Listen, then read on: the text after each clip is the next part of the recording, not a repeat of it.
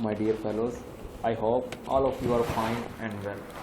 Now, today we are discussing our first lecture from intermediate class part 1 button, and this is a very important chapter for paper point of view. And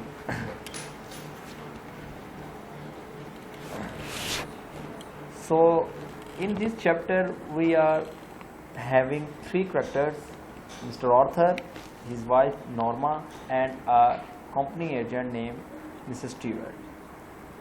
basically इस कहानी में होता क्या है कि एक डिब्बा शुरू में स्टार्टिंग में मिलता है कि उसके घर के बाहर पड़ा होता है, और वह कार्टन क्यूब नुमा डिब्बा होता है जो कि एक कार्टन की शेप में सील उनके दरवाजे के पास पड़ा होता है। तो नॉर्मा चूँकि जब ऑफिस से आती है वो देखती है, उसको उठाती है, वो उसे अपने घर में ले जाती है। वहाँ पे एड्रेस वगैरह उसको भी उसका लिखा होता है। तो कहानी स्टार्ट होती है कि नॉर्मा उसको खोलती है, देखती है कि एक गुंबद नुमा यूनिट है जिसके ऊपर बटन लगा हुआ है और बटन को जैसे ग्लास में कवर किया गया है। तो नॉर्मा उसे खोलने की कोशिश करती है, लेकिन वैसा खुलता नहीं है क्योंकि वो उसकी चाबी जो होती है ना वो मिसेस स्टीवर्ट के पास होती है। सो ये बड़ा डिटेल का टॉपिक में मैं नहीं जाऊँगा, जस्ट एक थोड़ा सा और ओवरव्यू दे दूँगा ताकि आपको थोड़ा सा चैप्टर का नाउ हाउ पता चल जाए। तो उसमें फिर जब मिस्टर स्टीवर्ट का वो देखती है कि मिस्टर स्टीवर्ट आपसे रात 8 बजे मिलने आएंगे, रात 8 बजे ठीक से मिस्टर स्टीवर्ट पेश आता है और उनके सामने करवाता है और कहता है कि जी वो एक मशीन है जिसे अगर आप दबाएंगे तो दुनिया में कहीं भी कोई भी शख्स जिसे आप नहीं जानते वो मर जाएगा। तो इसकी भी गारंटी था कि आप मरने वाले के सामने, तो इसके बदले में आपको $50,000 की खतीर रकम मिलेगी। रकम सुनकर आर्थर को थोड़ा सा एतराज़ होता है कि यार ये तो अच्छी बात नहीं है किसी को पैसों के लिए मार देना, क्योंकि उसके नज़दीक किसी को पैसे के लिए मार देना कत्ल होता है, चाहे वो खुद मारा हो जाए या अपने सामने मारा जाए या नज़रों से ओझल होकर मारा जाए। लेकिन नॉर्मा के ख्याल में ये एक अच्छा डिसीजन रहता है। बहरहाल मिस्टर आर्थर जो होता है वो मिसेस स्टीवर्ट को घर से निकाल देता है कि नहीं हमें नहीं चाहिए, लेकिन नॉर्मा जो है उसकी अभी भी जहन उसका है वो वहीं अटका हुआ है $50,000 के ऊपर। वो बाद मिसेस स्टीवर्ट से भी रब्ता करती है, वो हम कहानी में देखेंगे। उसके बाद अपने हस्बैंड को भी काफ़ी मनाती है, उसको आर्गूमेंट दे रही होती है, लेकिन उसका हस्बैंड जो है इस बात को एग्री नहीं करता और कहता है कि जी आप अपना ये काम ना करें और मैं इस पर मज़ीद टॉपिक पे बात नहीं करना चाहूँगा। लेकिन नॉर्मा चूँकि उससे छुप कर काफ़ी ज़्यादा उसको मनाने के लिए उसको दिलाए देती है, उसको कहती है कि किसी अमीर आदमी का खेल हो सकता है, कोई नफसियाती गेम हो सकती है, कोई ऐसा काम हो सकता है जिसकी बना पर ये लोगों का टेस्ट कर रहे हैं कि लोगों का क्या बिहेवियर होता है। तो लेकिन मिस्टर ऑथर जो होता है वो इस बात को नहीं मानता और आखिरकार एंड पर जाकर वो ये कहता है कि मैं इस पर मज़ीद बात नहीं करना चाहूँगा, और वो ऑफिस चला जाता है। तो पीछे ये बैठे थे, कहती फजूल सा बटन है, हमारी इतनी बहस चल रही है 3-4 दिन से, तो क्यों ना मैं इसे दबा ही ना दूँ। वो जो दबाती है तो नॉर्मल एज यूजुअल कुछ भी नहीं होता, हर काम रूटीन चलता रहता है। तो जब वो देखती है कि कुछ नहीं होता तो उसको उठाकर बास्केट में फेंक आती है। जो ही उसको बास्केट में फेंक कर आती है कुछ सेकंड बाद इस्लामाबाद को कॉल आती है फ्रॉम लिनॉक्सविल हॉस्पिटल से।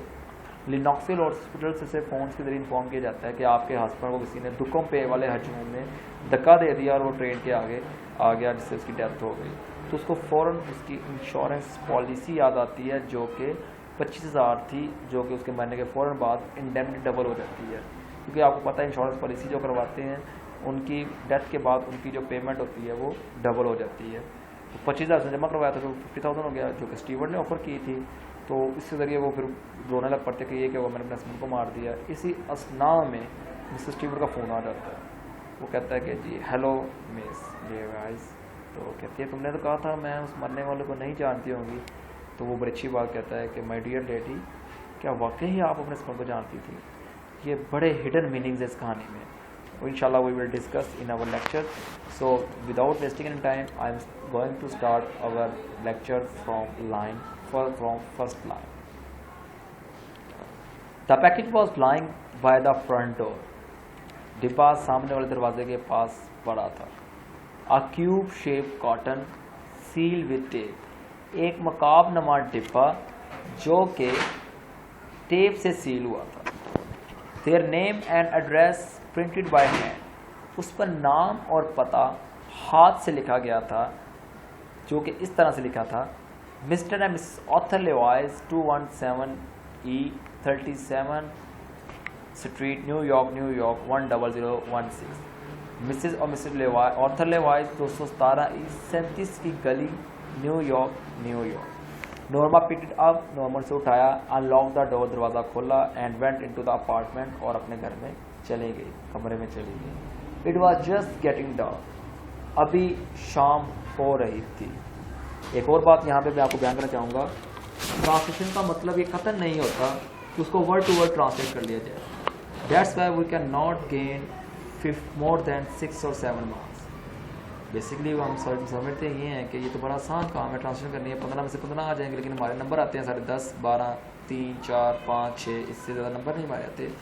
बिकॉज हम लोग ट्रांसलेट जब करने जाते हैं तो हम लोग वर्ड्स को ट्रांसलेट करना शुरू कर देते हैं। मतलब कि वर्ड लिखा हुआ है गेटिंग, तो हम कहते हैं हासिल हो रहा था, डार्क अंधेरा भी अंधेरा हासिल हो रहा था, कोई वजह तो नहीं कहती। लिहाजा अगर आपने नंबर गेन करने हैं तो मेरी ये बात याद रख लीजिए कि आप लोगों ने जब करना है काम तो उसको बिल्कुल आम मानों में और आम फहम मानों में लिखना है, ऐसे जैसे हम नॉर्मल रूटीन में बात करते हैं। बिल्कुल बात it was just getting dark का मतलब ये नहीं है कि अभी अंधेरा आ रहा था, अंधेरा आ रहा था, इसका मतलब अभी शाम हो रही थी, ना रात थी ना दिन था, बल्कि उसके दरमियान का टाइम होता है, अभी बस शाम हो रही थी। After she had put the lamp chops in the broiler, kitchen बावर्ची इसमें चूल्हे में गोश्त के टुकड़ों को रखने के बाद she sat down to open the package, वो उस डिब्बे को खोलने के लिए बैठ गई। Inside the cotton was a push button unit fastened to a small window, डिब्बे के अंदर एक छोटा बटन दबाने वाला यूनिट था जो कि लकड़ी के ऊपर फिक्स हुआ था। A glass dome covered the button, एक गुंबदनुमा शीशे ने उस बटन को ढांपा हुआ था।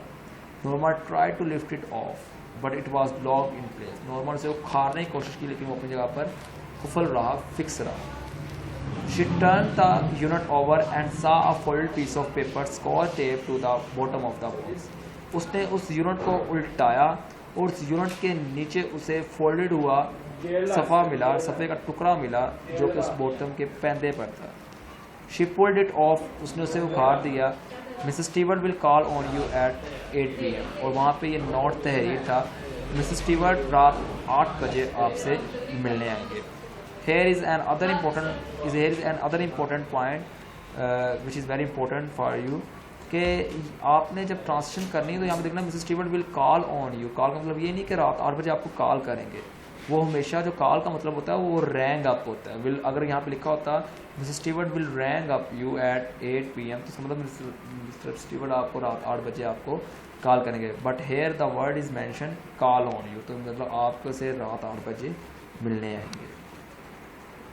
Norma put the button unit beside her on the couch, Norma ने अपने बटन यूनिट को सोफे के साथ रखा। She read the type note smiling, और दोबारा मुस्कुराते हुए उस तहरीर को पढ़ने लगी। A few moment later she went back into the kitchen, चंद लम्हों बाद वो दोबारा किचन में चली गई टू मेक द सलाद बनाने के लिए। कुछ लम्हों बाद वो सलाद बनाने के लिए दोबारा किचन में चली गई। The door bell rang at 8 o'clock, 8 बजे दरवाजे की घंटी बजी। I will get it, Norma called from the kitchen, Norma बावर्ची खाने से बोली मैं देख लूँगी। Arthur was in the living room reading, Arthur अपने कमरे में बैठा पढ़ रहा था। यहाँ पे भी एक बात मैं आपको 3 बातें बताऊँगा इस 2 लाइनों में। पहली बात ये है कि जी here the word is using I apostrophe के साथ डबल एल यूज़ किया गया। आई विल गेट इट, मैं प्रोनाउंस कर रहा हूँ आई विल, क्यों ये मैंने आपको वीडियो अपलोड कर दूँगा थोड़ी देर तक, आप देख लीजिएगा उसको, आप देख लीजिएगा मैंने वीडियो अपलोड की हुई है।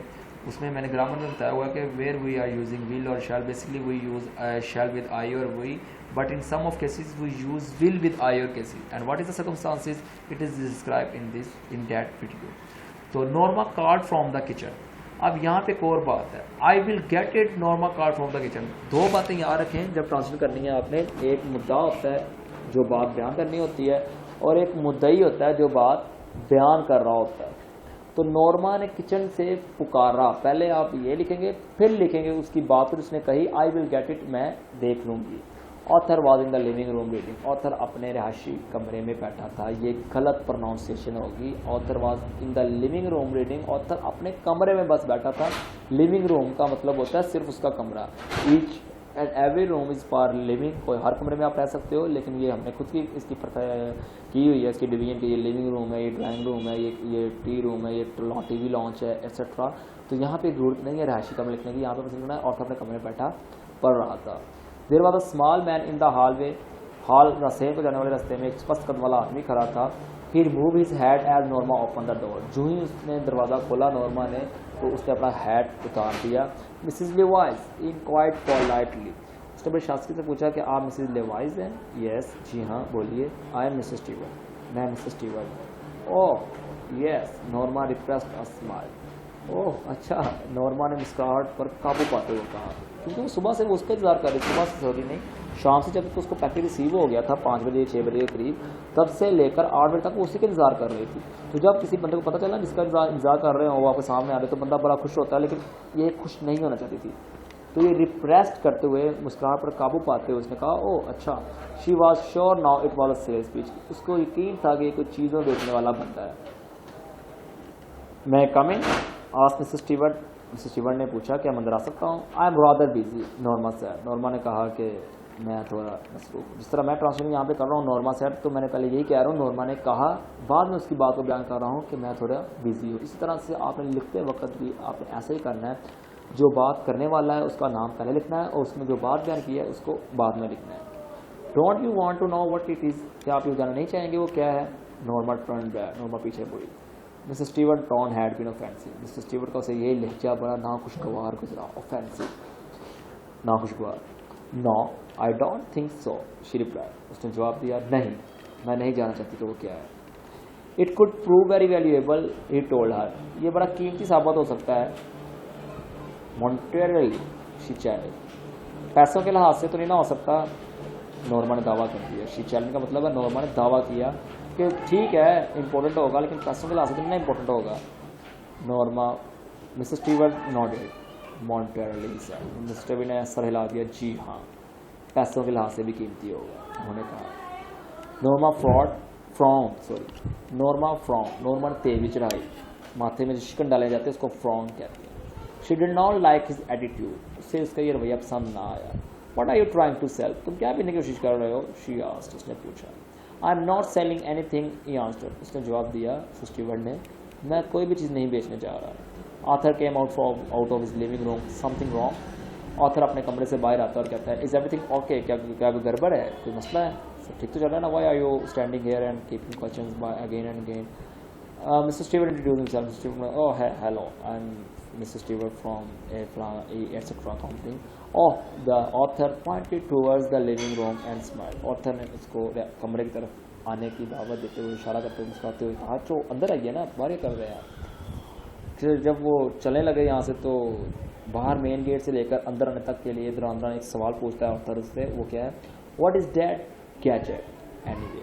अच्छा वो आखिरकार वो एक मशीन, वो मशीन है क्या? बहरहाल वो मशीन आखिरकार वो मशीन है क्या? So here our today topic, this part discussion is ended here. Inshallah in next video we will start from page number 2. See you tomorrow. Allah Hafiz. Take care.